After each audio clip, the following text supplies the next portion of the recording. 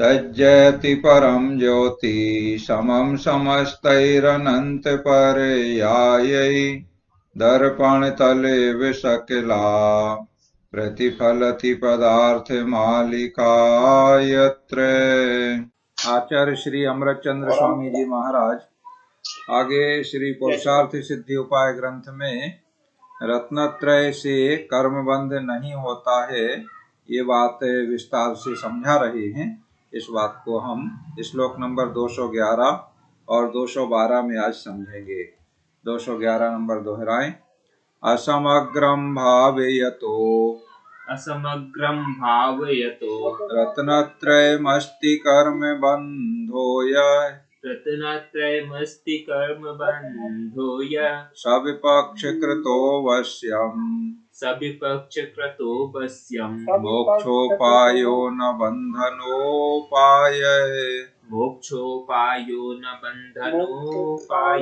अपूर्ण रत्नत्रय सहित के कर्म बंध विपक्ष से रागादि ही बंधन करें, यह तो सतत शिव हेतु है।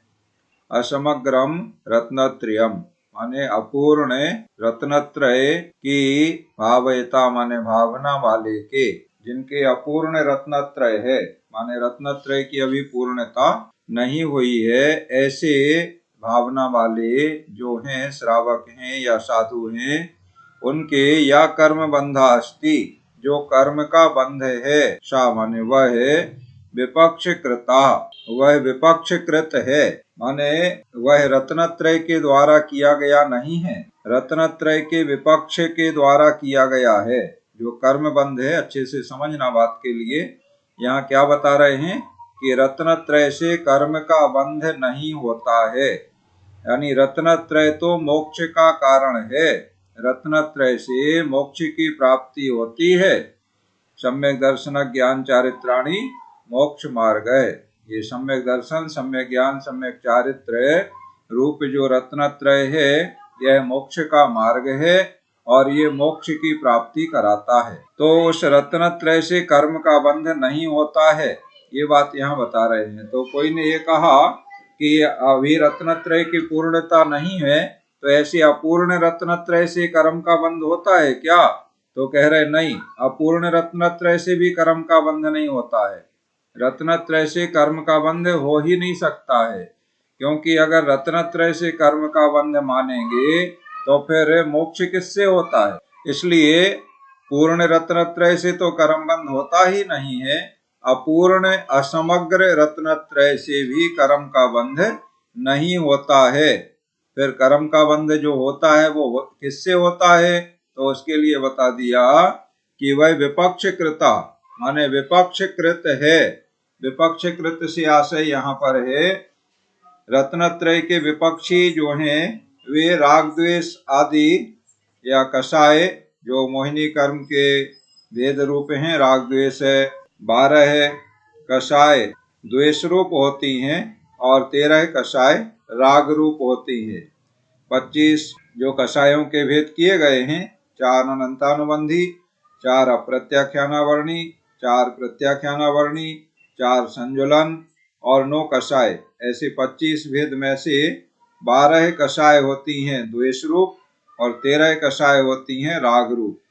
12 द्वेष रूप में 4 क्रोध, 4 मान, 8 हो गए, और अरति, शोक, भय और जुगुप्सा, इस तरह 12 कषाय द्वेष रूप होती हैं। और शेष 13 कषाय, जिनमें 4 माया, 4 लोभ, हास्य, रति और 3 वेद, ऐसे 13 कषाय राग रूप होती हैं।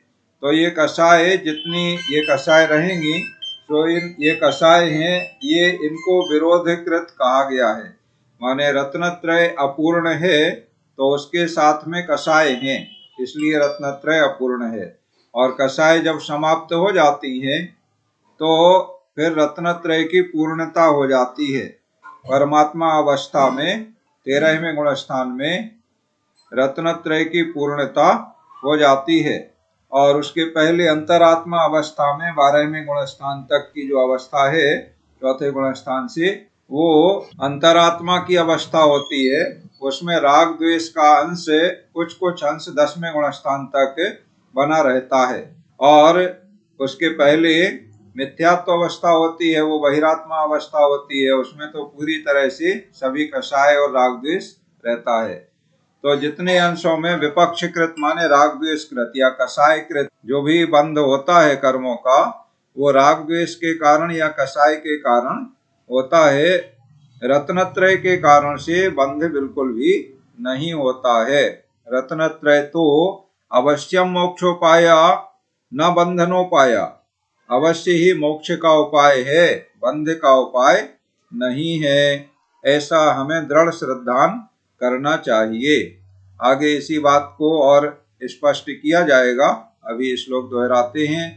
असमग्रम भावयतो रत्नत्रयमस्ति कर्म बंधो य सविपक्षकृतो वश्यम मोक्षोपायो न बंधनोपाय। अब आगे बता रहे हैं कि रत्नत्रय से तो बंध नहीं होता है, और राग द्वेष आदि कषाय रूप जो परिणाम है उनसे बंध होता है।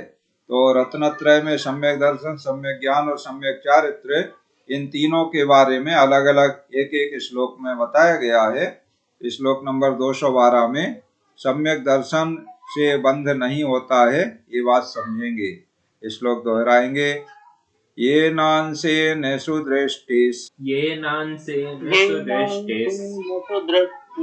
तेनांसेनास्य बंधनं नास्ति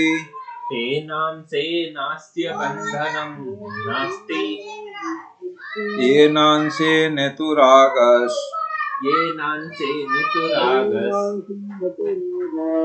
तेनांसेनास्य बंधनं भवति।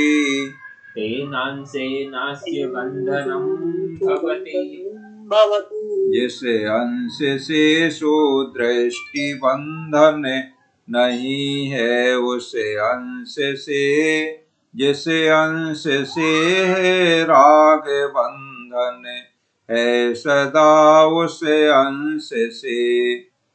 देखो बड़ा स्पष्ट है। एनांसेन सुदृष्टि, सुदृष्टि माने सम्यक दर्शन, जितने अंशों में इसके सम्यक दर्शन है, तेन अंशेन बंधनम नास्ति, उतने अंश में बंधन नहीं है। बंधन नहीं मतलब कर्मों का बंध नहीं होता है।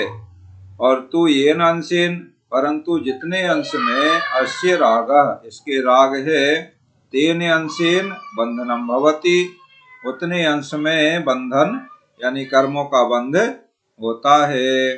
जितने अंशों में सम्यक दर्शन है उतने अंशों में कर्म का बंध नहीं होता है, क्योंकि सम्यक दर्शन से कर्म का बंध नहीं होता है। रत्नत्रय का एक भाग है ना सम्यक दर्शन। और जितने अंशों में सम्यक दर्शन के साथ में भी कुछ अंशों में राग बना रहता है, तो जितने अंशों में राग है, राग का मतलब समझ गए ना, यही राग द्वेष, जहाँ राग है तो द्वेष जरूर रहेगा।